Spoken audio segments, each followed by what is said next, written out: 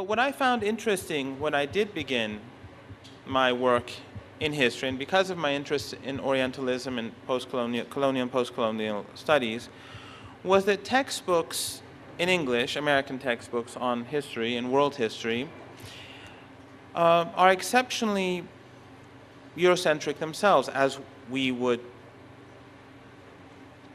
understand. I mean, it's something that we're not surprised about. But what does seem to surprise me, at least, is that often not only do we find a disproportionate amount of material on Western history in world history textbooks, but also in the textbooks that are translated into Persian, into Farsi, we see this same degree of disproportion allocated to Western history. And even our own history is translated from English to Persian. And what is even more depressing is that the history of Southeast Asia we receive from Europe. The history of the Indian subcontinent we receive from Europe. The history of China we receive from Europe. And of course, this has implications. Because after all, Western history textbooks and Western texts in general, academic texts, are to a very large degree influenced by Orientalist discourse. And since the scholars here have already described what it means, Orientalist discourse, I won't go into great detail, but I just want to recall or remind you that Orientalism, it describes the various schools of thought or methods of investigation through which Europe, and now the United States as well, came to know the so-called East. And of course, the East is something very vague and non-existent in reality. So according to scholars like Said, and I personally think that Said himself is very much entrapped, or was very much entrapped in Orientalist discourse, but that of course is my personal opinion. People like him believe that it is through this discourse and the construction of knowledge through this discourse that the West has been able to dominate the rest of the world and to legitimize its hold of the so-called uncivilized other. And of course, some of the features of Orientalism is that the Orient is primitive, it's mysterious, it's exotic, it's incapable of self-government. You even see it in books, even very recent books about Iran, The Persian Puzzle by Pollock, as if Iran is some sort of mystery, whereas for people who live in Iran, there's no mystery surrounding it. But for a very large public who reads such texts, this mystery seems to exist. So while the idea of representation is based upon a notion, often at least, that it is faithful to the original, often representation is interwoven with other issues as well. It's not simple truth. And therefore, but then we have two problems here. One is that Orientalist representations of, let's say, Iran, of Muslims, of Asians, of Hindus, of the Chinese, of Africans, of West Africa, South Africa, because after all, Africa is not a monolithic entity, just as Asia isn't. And the same is true with Latin America, South America. One major problem that we face is, of course, that you have this stereotype, you often have a stereotypical Orientalist discourse. And it influences the way people in the West or the metropolis view the rest of the world.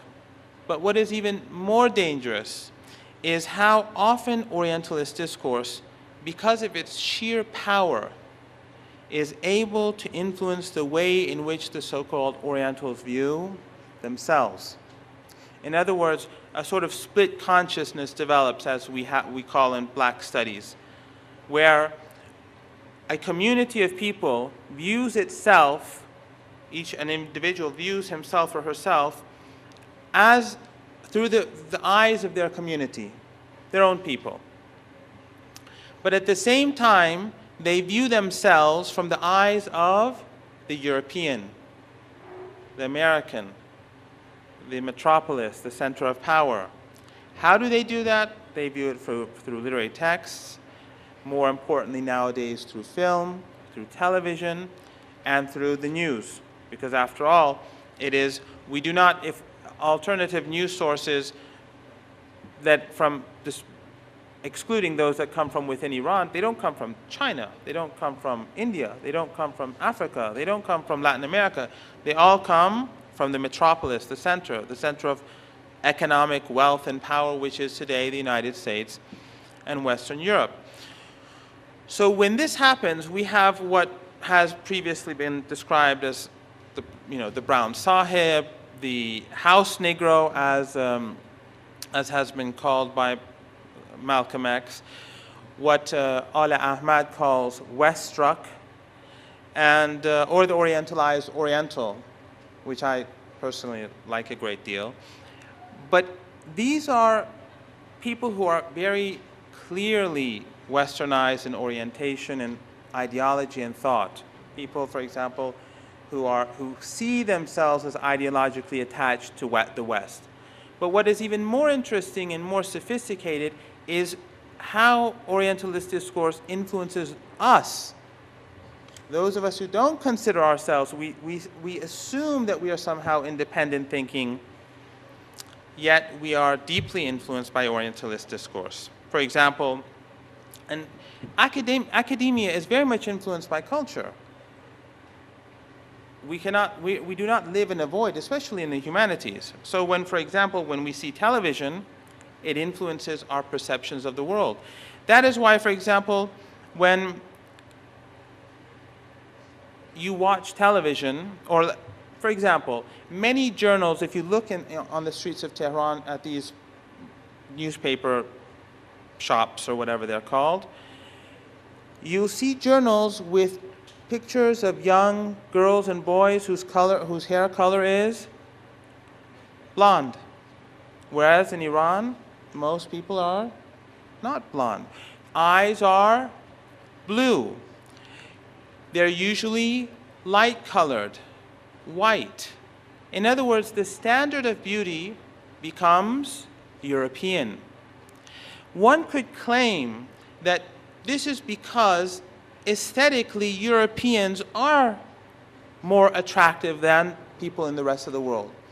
But one interesting example, when I was studying the history of the conquistadors, when they took the Americas, you know that the natives, or the so-called Indians, as the Europeans called them, they were effectively wiped out. When the conquistadors first went to Latin America, to the Americas, and of course the name America is a European term as well. It comes from the name of an Italian who so-called was part of the so-called discovery of the Americas, and the Americas which had over 100 million people at that time, but the Europeans discovered it, whatever that means. When these Europeans went, the conquistadors went, in their memoirs they wrote that the people of this region, the natives, they are extraordinarily beautiful and good looking. Men and women in general, that's how they saw it. Interestingly,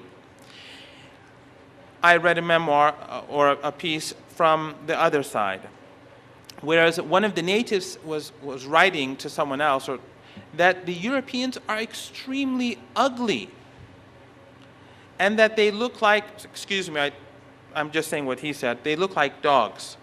And I wonder how anyone would ever be able to marry such a person. Now, the point is not that Europeans are inferior or Latin Americans are superior. That's not the point. The point is often when these two cultures first met, and this immense imbalance of culture had not yet fully taken place, perceptions were different. Aesthetics obviously have essences. There are certain realities in essence. After all, that's my field of study. But the point is we're often influenced by culture, and culture is often influenced by power. Now, I want to cut it short. there are a few points that I'd like to point out with regards to academia, because there are a few points that some of my colleagues here made. And that is, for example, in academia, we lag behind in the humanities. There are a couple of interesting points that you should take into account. One is that, first of all, the medium of academia is English. And we do not work on a level playing field. Because after all, none of us, our native language is English. Even if I feel somewhat fluent in English, it is not my native language. I've lived most of my life in Iran.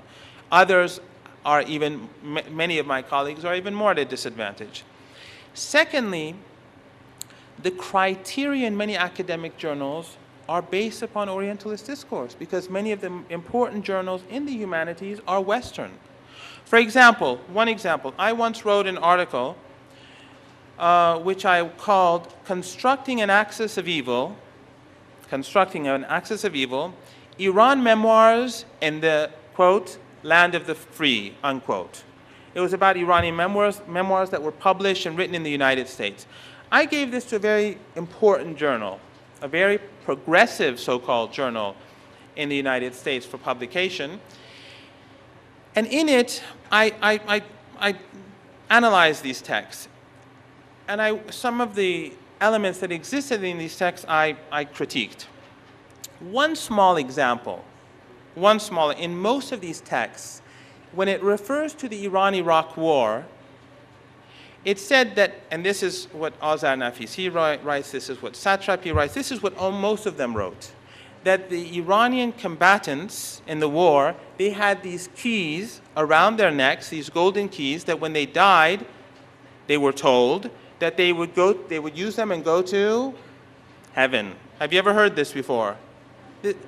It's extraordinary, but this is what Azar Nafisi says, this is what Satrapi says, this is what they all say in The Soul of Iran, and it's repeated in all of these texts. And I wrote in my article, in a small footnote, that this is one myth. And then when I submitted this to the journal, the whole paper, it was a long paper, the referee told me that me have to prove that there were no keys to heaven. You have to prove that there are no, how do you prove that there are no keys to heaven? I changed my paper a bit, and I said, look, I am a war veteran. I was in the war from 1983, early 1983, till the end of the war, on and off for every year for a few months, as a volunteer. I was one of those people who you call, those who's supposed to have the keys to heaven. I never saw any keys to heaven. Of course, I put it academically. It was rejected. I told the editor of the journal that I'm withdrawing the paper, but if I was to claim that American soldiers in Iraq and in Afghanistan have keys to heaven, what would you say? Would you say, would you say that the opposite has to be disproved? Or would you just say this is irrational, this is foolish? No one would believe it. So if an Iranian is claimed in texts that are published in the United States, are bestsellers, that Iranians have keys to heaven, if someone says that Iranians have keys to heaven, it is acceptable, because irrational behavior, stupidity, ignorance is the sort of thing that we do. But if we say, or if someone says that Western soldiers, American soldiers have, it would be unacceptable, because obviously it runs against rationality. So, of course, I had this later, it was later published in the American Journal of Islamic Social Sciences, which is a good, credible journal, which belongs to Muslim academics in the United States. But the point is, and I've run out of time, the point is that even in academia, you have Orientalist discourse, and it changes the way we write. It forces us to work within those discursive practices. Otherwise, we are unable to publish. Thank you.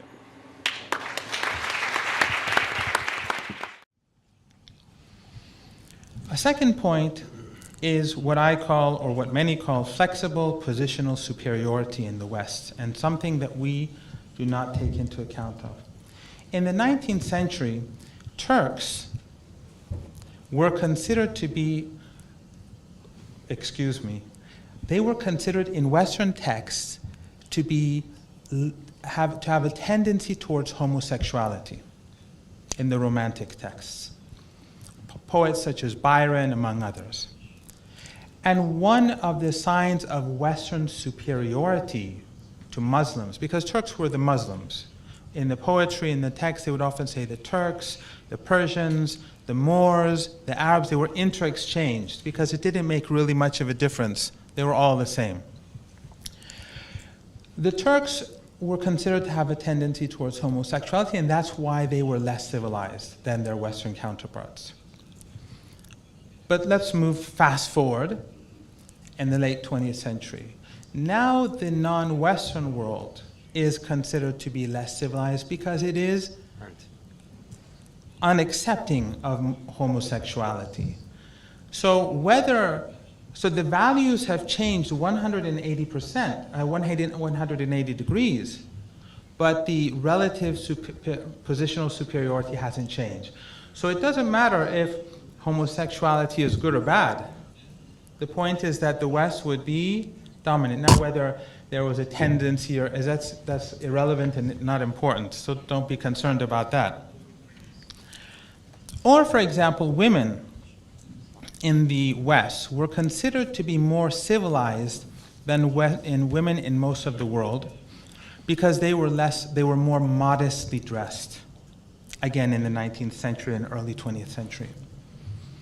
Now, again, this relative positional superiority continues, but their society and they are more civilized because they are free to wear as little as they wish.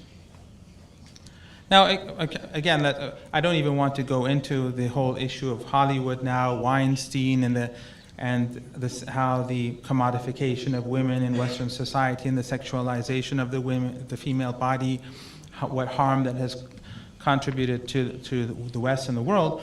But the point is that this relative positional superiority means that if the values change, they still have the upper hand in morality, even if it's completely undermined.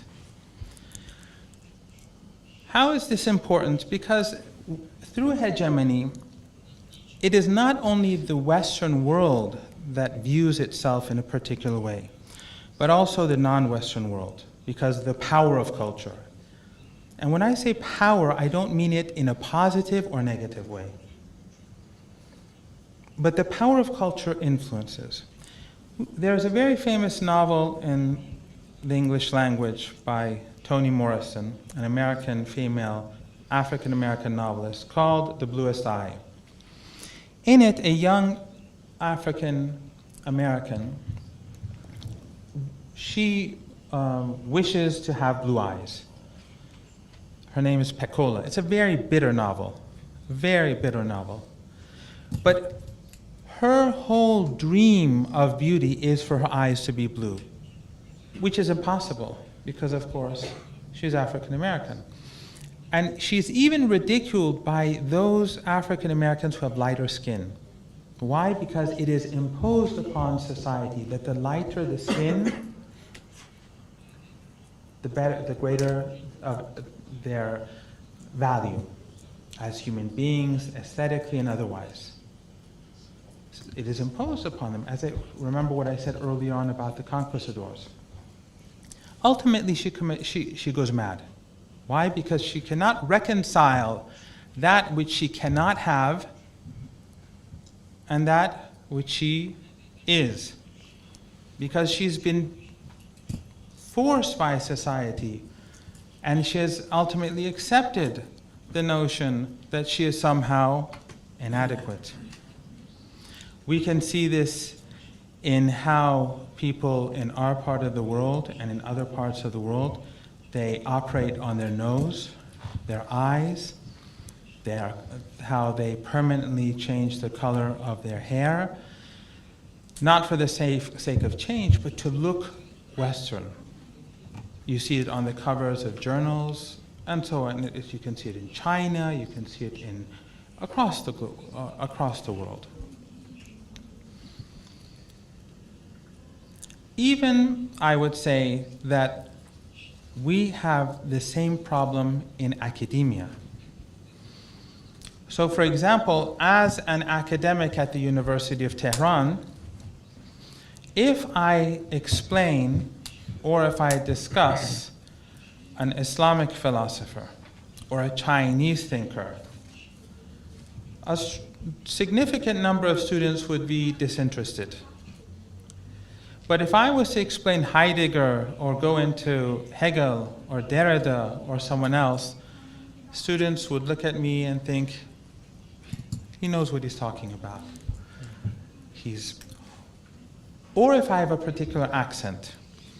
In fact, let me give you there's one thinker actually in the West who is non-Western, who they do admire, and that is Gandhi. But sort of it is for the wrong reason. Because Gandhi himself, first of all, once famously was asked, when he first went to England, what do you think about Western civilization? And Gandhi famously responded, it would be a good idea. But more importantly, in other words, he was saying that it's questionable whether it is civilized, because he refers to what happened in his homeland. But Gandhi was so highly respected because of his anti-violent policies, his pursuit of a policy which refrained from any form of violence.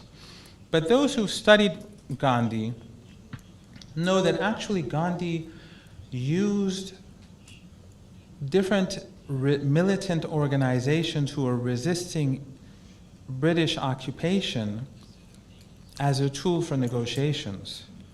He was basically saying to the British, it's either me or them. He never condemned them. So he's a very complicated person in himself. But on the whole, when we study intellectuals, if, for example, I was to write an article in an academic journal, and I was to publish it in an Iranian journal, what would be the difference in reaction among students and colleagues than if it was published in an American journal? And in an American journal, obviously, I have to write in a certain way because I have to abide by certain standards. A small example.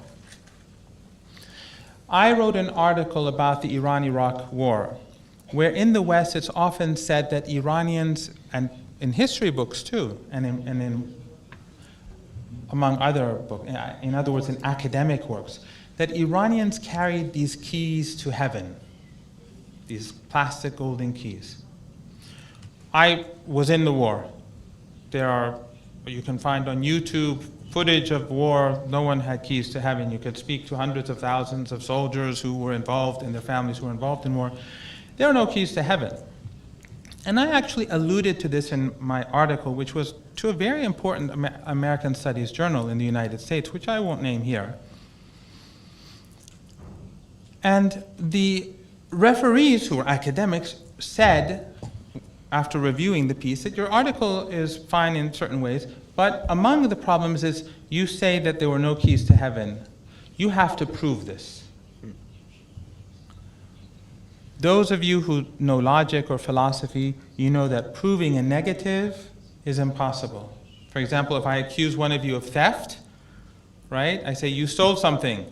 You cannot prove that you didn't. Proving a negative is impossible. I answered to the editor of the journal. Actually, it was the Journal of American Studies, so there's no secret about it. But in any case, I told her that if I was to write an article that saying American soldiers in Iraq had keys to heaven, you would reject the article immediately because you would say that it's irrational. Americans wouldn't do such a thing. But when the same irrational notions are attributed to non-Westerners, you say to me, you have to prove that it is not the case. So when you write, even for academic institutions, you have to change. And when you change, it also changes gradually the way in which you think. So students, professors, ordinary people at all levels are influenced by Western hegemonic values. Not that it's always a bad thing, but I'm saying that it should raise questions about how we judge ourselves. When we study at university, most of the books are translations. So we often mimic rather than be creative. Let me give you, because I'm not sure how much time I have left, I'll give you, how many minutes? 2 minutes more. Okay, that was cruel. Let me give you one more example. And that is that of Hegel. Hegel's notion, his dialectic of historical progress, where thesis, antithesis, synthesis, and so on. Hegel, believed that Western civilization was the height of civilization, and German civilization at the height of Western civilization. And Marx was very much influenced by Hegel.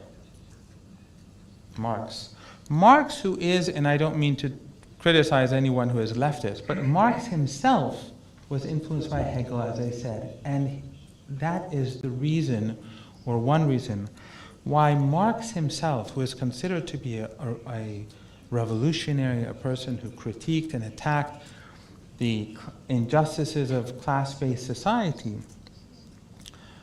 the Orientalism of Marx led him to conclude and to state openly that the colonization of India was a necessary evil because Indians were backward. It was a village-based economy, and they needed to become a capitalist society in order for, ultimately, for them to become a proletariat society and to have a proletariat revolution and so on. So based on this Eurocentric worldview of superior moral values and so on, he accepted this notion that colonization was the right thing. Now, since my time is right out, there's a lot more that I wish to say. But I want to stress that I'm not saying that everything Western is wrong. Because as soon as I make these comments, many of my colleagues and Western colleagues and some of my Iranian colleagues are quick to say that you're rejecting everything. And no, that's not the point. The point, though, is that Western values, liberalism today as we see it in the United States has led to what we see. Individualism, the selfishness of individualism has led to global warming and the imbalances of the world where we are moving towards total destruction because of this ideology. And the sexualized, and liberalism and individualism at the personal level has led to the crisis of values that we now see in Hollywood itself, which is the symbol of American values. And of course, human rights mechanisms or organizations, Human Rights Watch, Amnesty, you can talk about where they get their funding, and there's a lot to say.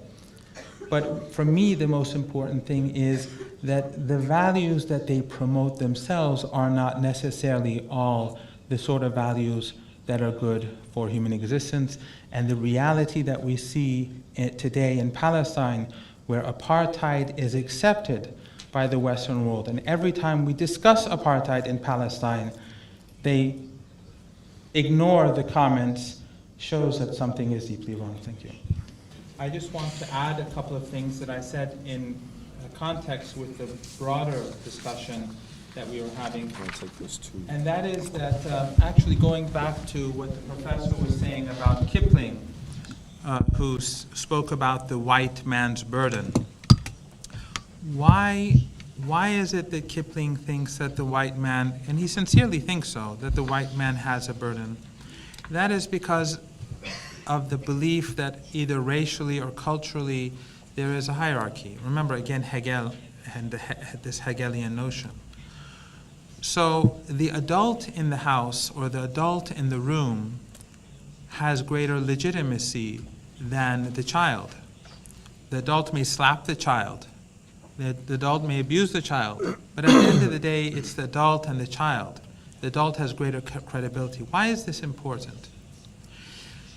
Because when a country colonized another country, one of the most important justifications is legitimacy.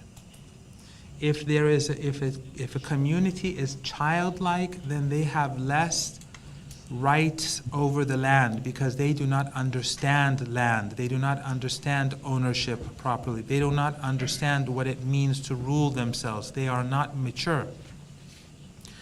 And therefore, there's a moral justification for colonization. The same is true for hegemony. There is a moral justification. A few years ago, I didn't want to look it up during the session because I thought it would be distracting. Amnesty International in the 1990s, I think. No, sorry, in the first decade of the 21st century, NATO had a conference in Chicago, I think. And Amnesty International held a session in Chicago. I think it was called Stay the Course. In other words, Amnesty International was saying that NATO must remain in Afghanistan for the sake of the women and so on and so forth. Who was the keynote speaker for Amnesty International? It was Madeleine Albright. Madeleine Albright, who was the Secretary of State of the United States during the period when Iraq was facing maximum sanctions. Up to the point, she had a famous interview. As you know, 1 million children died as a result of the sanctions. At that time when this interview was carried out with Madeleine Albright, the Secretary of State of the United States, 500,000 had died. And the reporter asked her, 500,000 children have died as a result of your sanctions against Iraq. Do you think it was worth it? And she says, yes, I think it was worth it. This mentality in Amnesty International, Madeleine Albright, in the Western world is based upon this assumption of a burden, the adult. Professor, while you're talking about that, just a note, the question, while referring to the white man's board, this question is to Professor Marandi. The issue is that, the question is that, I understand the implications, the practices that have been conducted through this region, especially that have been conducted against the rest of the world, the non-Western countries and geographies and nations and so on. All of the examples very much familiar to the people who are in this hall and listening to you, and those who are talking at this desk, and to Africa, from Asia to Africa and the Middle East and so on. But the fundamental question is that, who is the norm maker here, and what are the sources for the Westerners that they regard themselves as natural and the inevitable and the only norm makers? What are the sources of this notion? How is that possible that someone can see so much naturally the only carrier of the truth? That's a very complicated question, and there are two things that I'd like to point out here. One is that this Eurocentrism that you're talking about is not necessarily only linked to the West. It's because the West is the dominant force in the world, or has been over the past few centuries, that we put particular focus on this.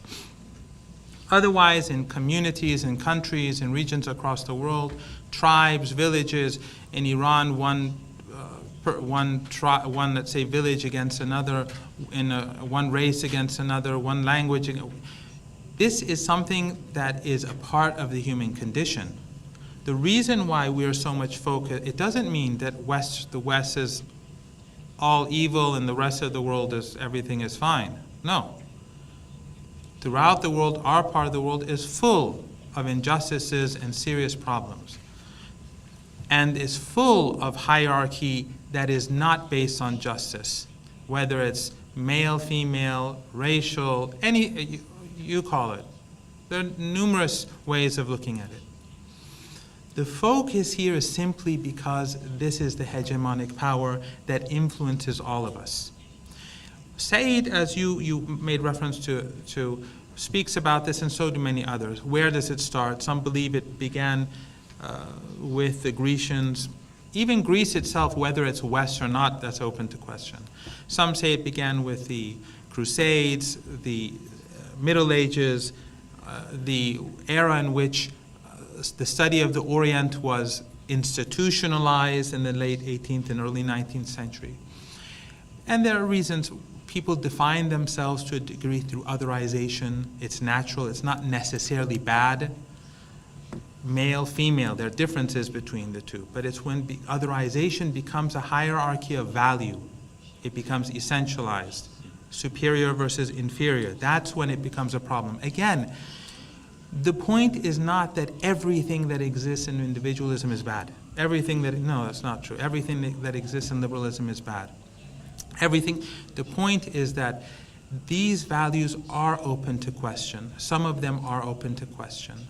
We have, as non-Western, and it's not just the Islamic world, the whole of the non-Western world, in order to create a greater balance, there has to be a break from the past. Instead of Iran always looking to the West for university relations, for trade, for interaction, Iran has to look to Turkey. Iran has to look to Pakistan. Iran has to. Unless we break this mold, where everything for us is the center, we are basically ourselves reinforcing this mode of thought. It does not mean, again, that, as rightly pointed out, that the opposite is good.